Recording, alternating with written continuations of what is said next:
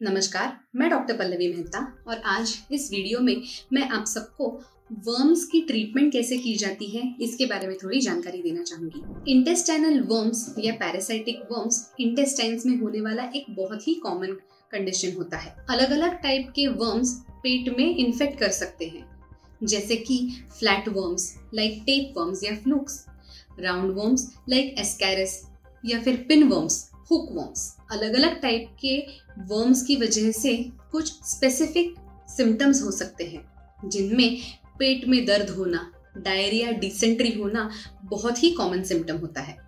अगर आपको वर्म्स की वजह से क्या सिम्टम्स दिखाई दिए जाते हैं इसकी जानकारी चाहिए हो तो हमारा सिम्टम्स ऑफ वर्म्स वाला वीडियो जरूर देखें। इस वीडियो के डिस्क्रिप्शन में आपको उस वीडियो की लिंक मिल जाएगी। वर्म्स की डायग्नोसिस करने के लिए ज्यादातर आपके डॉक्टर आपको स्टूल का एग्जामिनेशन करवाने का सुझाव देंगे। स्टूल के सैंपल में वर्म्स न तो फिर वर्म्स के अंडे दिखाई दिए जाते हैं, वैसे ही उनकी डायग्नोसिस की जा सकती है। कुछ स्पेसिफिक वर्म्स को डायग्नोस करने के लिए कुछ स्पेसिफिक टेस्ट का भी इस्तेमाल किया जाता है, जैसे कि पिन वर्म को डायग्नोस करने के लिए स्कॉच टेप टेस्ट का इस्तेमाल किया जाता है। इस टेस्ट में स्कॉच टेप को, जैसे एक सेलो टेप होती है वैसे ही स्कॉच टेप को एनस पे लगाया जाता है और फिर इस टेप को over a period of 2-3 days study किया जाता है। इस पे पिनवर्म्स या पिनवर्म्स के एग्स चिपक जाते हैं जो अच्छी तरह से दिखाई दिए जा सकते हैं। अगर किसी को वर्म्स का इन्फेक्शन हो गया हो, खास तौर पे अगर बच्चों को वर्म्स का इन्फेक्शन हो गया हो तो उनकी ट्रीटमेंट करना बहुत ज़्यादा ज़रूरी होता है।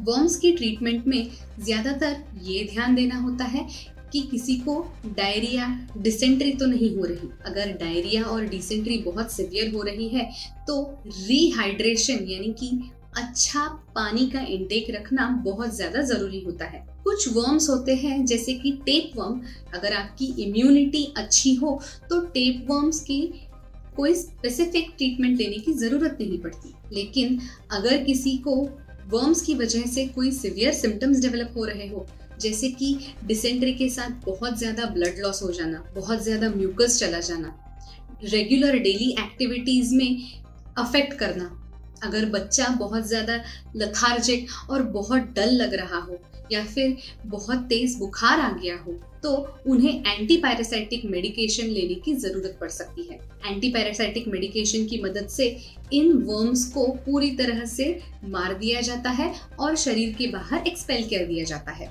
टिपिकली राउंड वर्म्स को ट्रीट करने के लिए मेबेंडाजोल और एल्बेंडाजोल नाम की दवाइयों का इस्तेमाल किया जाता है।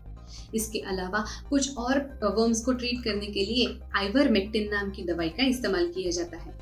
इन एंटीपैरासाइटिक दवाइयों की मदद से पैरासाइट्स मर जाते हैं और शरीर के बाहर एक्सपेल हो जाते हैं। अगर वर्म्स को टाइमली ट्रीट ना किया जाए तो वर्म्स की वजह से कुछ सीरियस कॉम्प्लिकेशंस हो सकते हैं, जैसे कि अनीमिया, बहुत ज्यादा थकान महसूस होना, बच्चों में ग्रोथ सही से ना हो पाना। लेकिन वर्म्स को प्रिवेंट किया जा सकता है। बेसिकली वर्म इन्फेक्शन अनकुक्ड और इन्फेक्टेड फूड खाने की वजह से, कंटेमिनेटेड फूड खाने की वजह से वर्म्स का इन्फेक्शन होता है। तो अगर आप मीट कंज्यूम कर रहे हैं तो इसे अच्छी तरह से कुक करके ही खाएं। Raw fish, raw meat consume ना करें। अगर आप कहीं बाहर खाना चाहते हो तो किसी अच्छे हाइजीनिक और क्लीन जगह पे खाना खाएं। जितना हो सके उतना कंटेमिनेटेड जगह पे खाना ना खाएं। पानी क्लीन और साफ सुथरा पिए।